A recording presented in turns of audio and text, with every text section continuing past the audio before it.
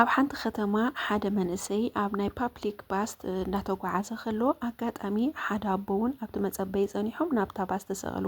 እታ ባስ ግን ኣጋጣሚ ኮይኑ እቲ ኮፍ መበሊ ኩሉ መሊኡ ነበረ እሞ እቲ መንእሰይ ተስዩ ኣቦ ኮፍ ክትብሉ ትደሊ ዲኹም ይብሎም።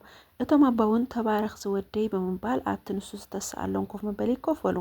ጽኒሕ ኢሎም ግን ሕቶይ ማለ ኢሎም እዚ ወደይ ክንደይ ዕድመኻ ይብልዎ።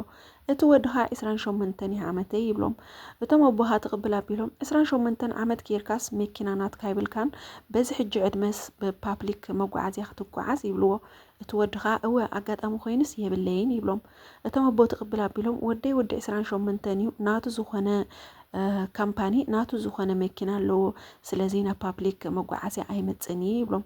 ንሱኻ ብጣዕሚ ጽቡቕ እምበር ይብሎም።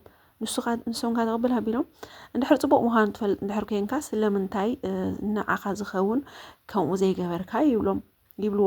ንሱኻ ተቕብል ኣቢሉ ኣነ እኮ ንዓይ ዝኸውን ገይረ ይብሎም።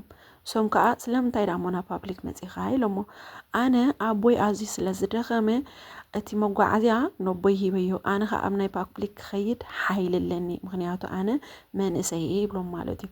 ኣብዚ መጀመርታ እዚኣ ዛንታ ካብ እንግሊሽ ናብ ትግርኛ ተርጉሜ ዝነግረኩም ዘለኹ ምናልባት መሃሪት ኮይና ረኸብኩማ ኢለ እቲ ካልኣይ ከዓ እንታይ ንምባል ክምፂኽያ ንዝብል ዝኾነ ይኹን ሰብ ንሪኦ መብዛሕትኡ ግዜ እቲ ናቱ ሓይሊ ወይ እቲ ናቱ ትሕዝቶ ወይ እቲ ናቱ ሂወት ኣቐዲሙ ነቶም ብድሕሪኡ ዘለዉ ወይ ነቶም ዝግብኦም ይኸፍሎሞ ንሱ ዘይብሉ ክመስል ይኽእል እዩ።